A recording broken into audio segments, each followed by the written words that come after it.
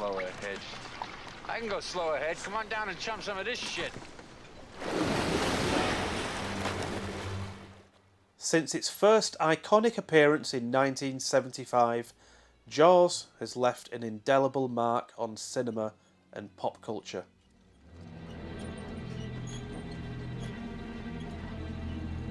You're gonna need a bigger boat. From its groundbreaking use of suspense to its revolutionary special effects, this film has not only set new standards for the thriller genre, but also redefined how movies engage and terrify audiences.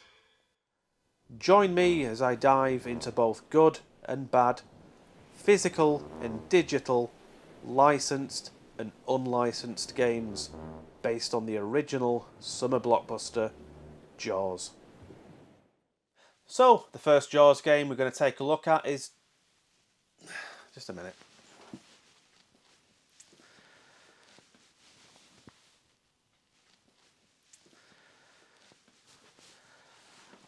That's better. So, the first Jaws game we're going to take a look at is the first official Jaws game. Now, this is my oldest surviving toy, so I think I got this for Christmas 1981.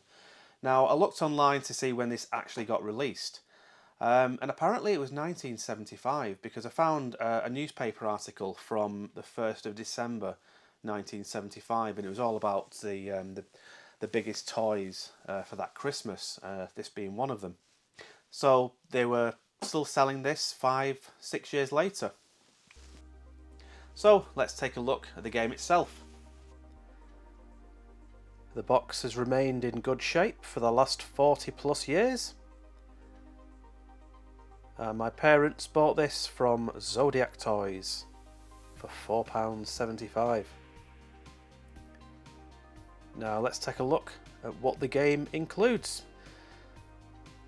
And as you can see, it has that brown mould or foxing that appears on old cardboard boxes over time. And here's the main piece, the shark itself, and in its mouth are all the game pieces. Then there's the shark's lower jaw, and finally the fins that hold it upright. So I've put it all together and attached some new elastic bands inside, allowing the jaws to slam shut. Now let's take a look at all the other pieces needed for the game. So of course there's the instructions showing you how to assemble the shark, and it's got the rules for the game on the back. And I've even kept the original sticker sheet for the eyes. Now you'll notice on the box the eyes are moulded, so this will be the prototype model, and even the pieces are coloured differently to the ones I have. And these are all the pieces needed to play the game, and I even have the original bag. So hopefully the elastic bands are going to be strong enough to hold the weight of all these pieces. Now this game is basically a reverse buckaroo, so instead of putting items on the toy, you're taking them out. So obviously the less weight in the shark's jaw, the more chances of it slamming shut, and whoever takes the item out that makes it shut is the loser. So it's just a case of picking the lightest possible piece and taking them out one at a time.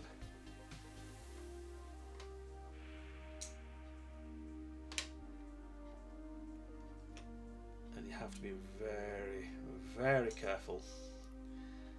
So if you take something heavy out like the leg bone,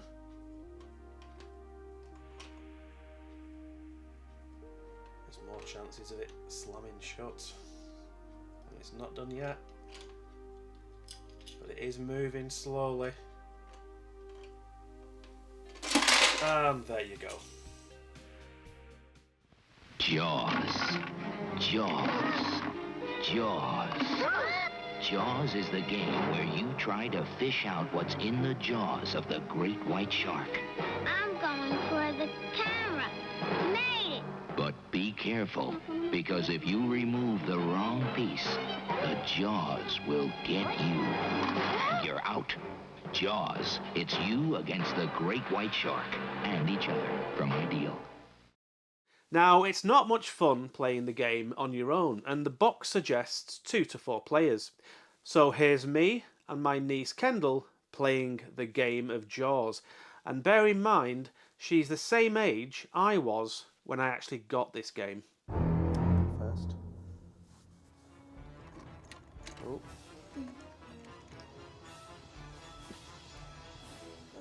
Go for the camera.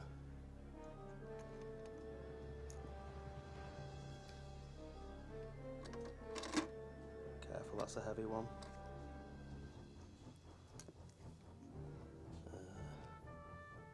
The lantern.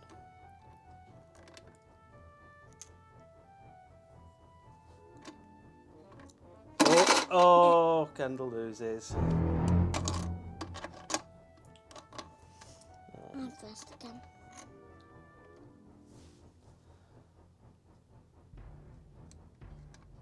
Oh, careful.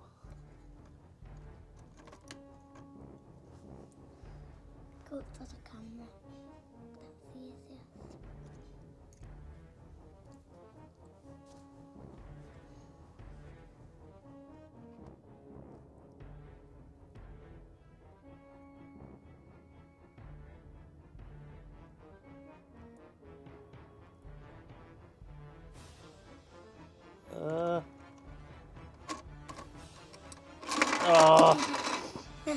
Loser.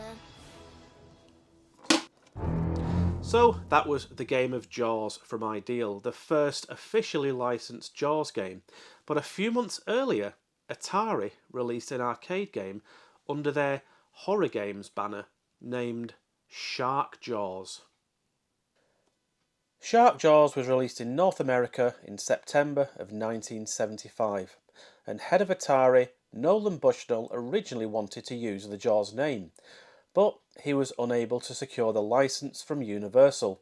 But he decided to go ahead with the game anyway, naming it Shark Jaws, with the word shark in tiny letters and Jaws in huge capitals, so arcade goers would spot the cabinet, see the word Jaws, and assume it was an official game based on the film. So, what's the game about? Well, basically the player controls a diver catching fish for points whilst avoiding a great white shark.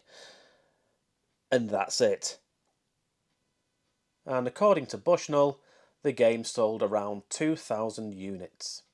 Now, we fast forward to 1983, where 2 Jaws games were released.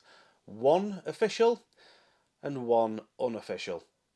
The first is the Tomytronic Jaws 3D that was released exclusively in Japan, with stills from the new Jaws film adorning the box and a big shiny Jaws 3D sticker stuck to the top of the toy.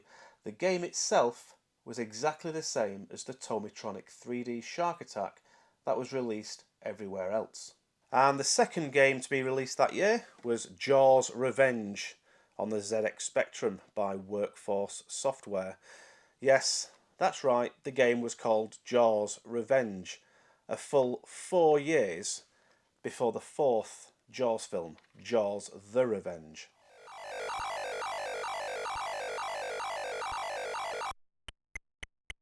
And this time, you take control of the shark, chomping at everything that gets in your way.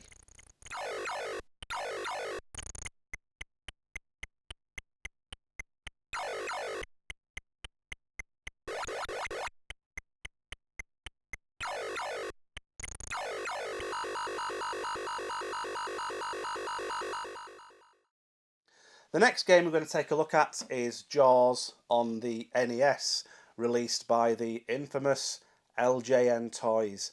Now, this was released in 1987 to coincide with the release of Jaws: The Revenge.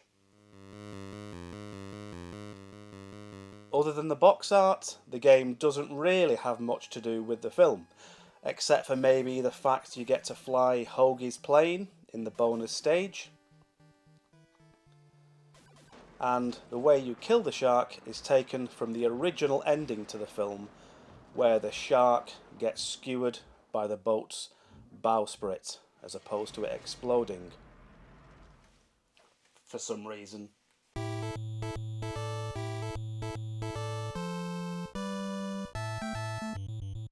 So we set sail on the high seas, and every now and again you hit something, and in this case we hit Jaws, and the game changes to an underwater side view where you're battling not only Jaws but jellyfish and manta rays.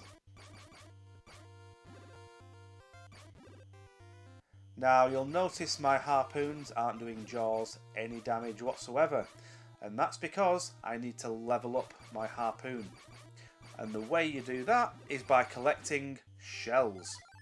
And you find the shells by killing the jellyfish and the manta rays, which drop items such as starfish, crabs and shells. The starfish and the crabs are just for points, and the shells are for the upgrades.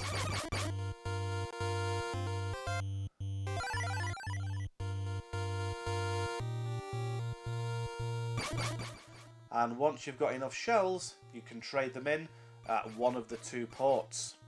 And the first upgrade you get is the receiver in order to track Jaws' whereabouts.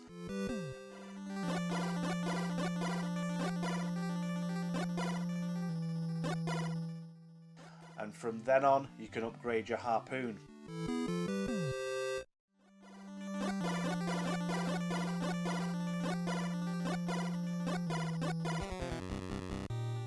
Now I got my power level to number 5, and as you can see, Jaws' health is depleting quite rapidly.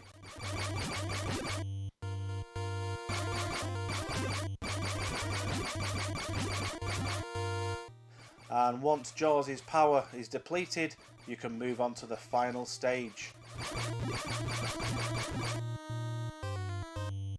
Now, I did say that this game doesn't really have much to do with Jaws: The Revenge.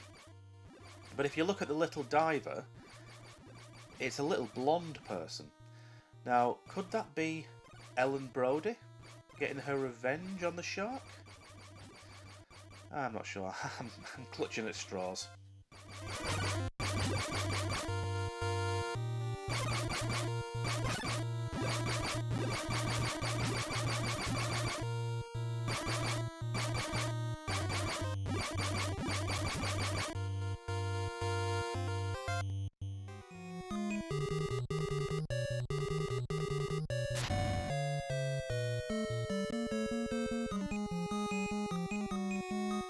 Now you have to time it just right and be absolutely pixel perfect for this, and believe me, this took me quite a while to do. All I can say is thank goodness for emulation and save states.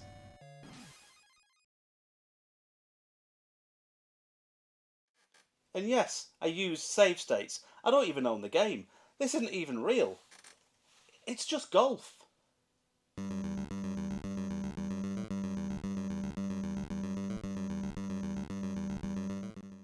And next up is 1989's Jaws from Alternative Software, and the version we're going to take a look at today is on the Amiga.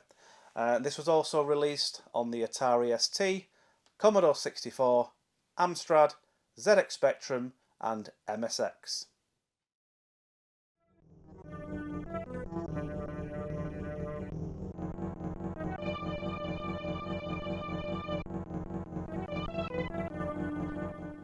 So the game starts off with this cinema screen showing Jaws, and then we're treated to a nice 3D cutscene of the submersible being loaded onto the boat, which blew my mind 30 years ago.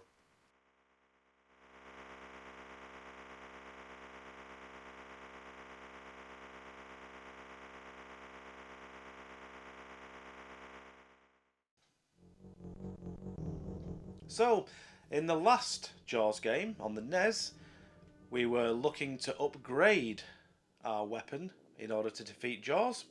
And in this game, we're actually looking for our weapon to defeat Jaws. Well, more like finding the pieces of our weapon. So, the story goes that Matt Hooper has brought along a weapon in order to kill the shark, and he's dropped it in the ocean and it's broke into 4 pieces. And the only way to get the pieces is to go into the deep underwater caverns that are being guarded by all manner of weird and wonderful sea creatures.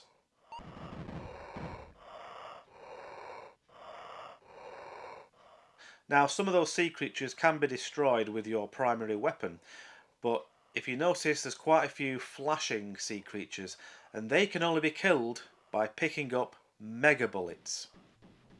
And these are also the bullets needed to kill Jaws. Other pickups include extra divers, air tanks, and concussion mines, which is basically a smart bomb that clears every enemy on the screen. And it's not just sea creatures you have to contend with.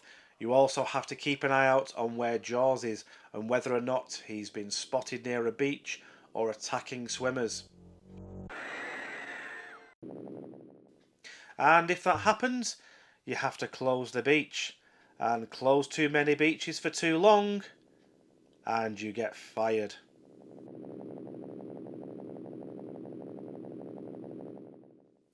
And finally, the last game we're going to take a look at is on a system that I don't really cover on this channel because I don't class it as retro. Even though the machine's 23 years old, I just can't get my head round the PS2 being retro. And that is 2006's Jaws Unleashed. And in my opinion, that is the best Jaws game that's been released so far.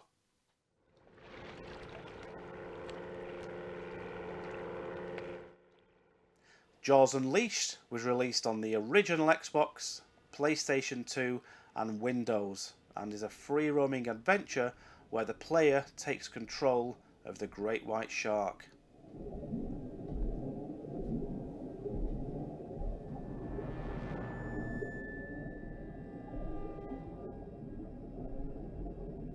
There are 3 camera modes, including a first-person mode and also shark vision, helping you hunt out your prey.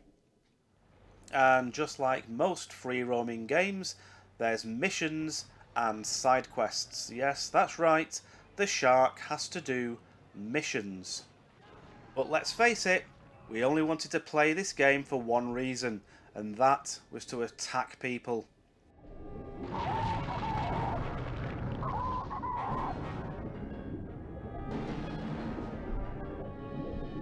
I mean, look, that poor guy's just lost his leg, and he's swimming to the surface.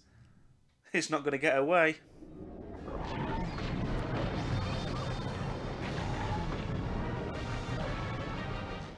And you can even grab and drag your prey through the water.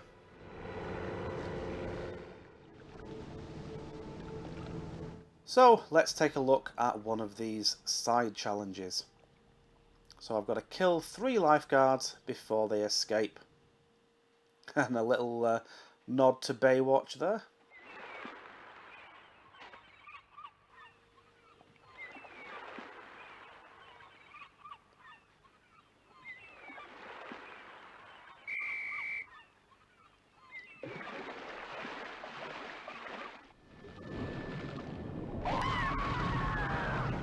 So there's plenty of swimmers to choose from. I've just got to make sure that I manage to eat them and not just maim them for it to count.